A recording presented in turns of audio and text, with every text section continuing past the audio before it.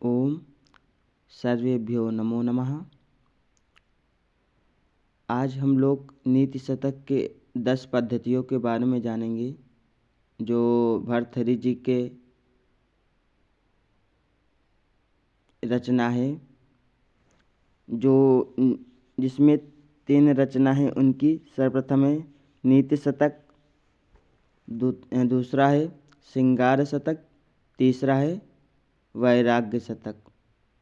ठीक है, तो नीति शतक के 10 पद्धतियों के नाम हम लोग जानते हैं। सर्वप्रथम पद्धति इत्युक्ते मार्ग, 10 मार्ग को हम जानते हैं।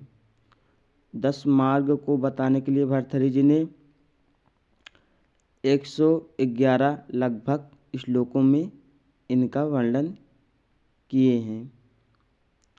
तो हम लोग प्रारंभ करते हैं। सबसे पहले अज्ञा पद्धति अर्थात अज्ञा पद्धति।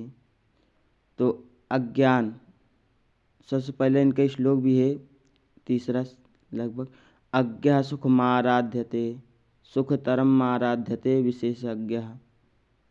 तो बोलते हैं कि वहाँ पर अज्ञानी अर्थात तो सर्वप्रथम मूर्ख व्यक्ति का वर्णन करते हैं। उसके बाद द्वितीय पद्धति में आ जाते हैं विद्वस पद्धति अर्थात तो मूर्ख के बाद पढ़ने के बाद विद्वान हो जाते हैं, विद्वस पद्धति में प्रवेश करते हैं। उसके बाद तीसरे पद्धति में आ जाते हैं मानसौर। जब कोई पढ़ लेता है तो उनको लगता है कि मैं बहुत ज़्यादा ज्ञानी हो गया हूँ, तो उनको तृतीय पद्धति में आ जाते हैं और भर्तृहरि जी ने उनको लिखा भी। परंतु अर्थ, चौथे पद्धति में अर्थ का वर्णन कर रहे हैं। अर्थ इत्युक्ते पैसा, तो पैसे में लिख रहे हैं श्लोक अर्थ पद्धति में कि यस्या पार्श्वे अस्ति वित्तम सह नरः कुलीनः। और जब आपके पास पैसा आ जाएगा तो दुर्जन आपके साथ आ जाएंगे। अर्थात 5वें पद्धति में दुर्जन पद्धति का वर्णन किए हैं। अब जब दुर्जन से आप बचेंगे, दुर्जन व्यक्ति आते हैं, बोलते हैं चलो हम लोग पार्टी करते हैं, कहीं पर व्यय करते हैं इतर अर्थात अन्य स्थान पर। यदि उनसे आप बचेंगे तो आपके साथ सुजन आ जाएंगे। अर्थात 6ठवीं पद्धति में सुजन पद्धति का वर्णन किए हैं।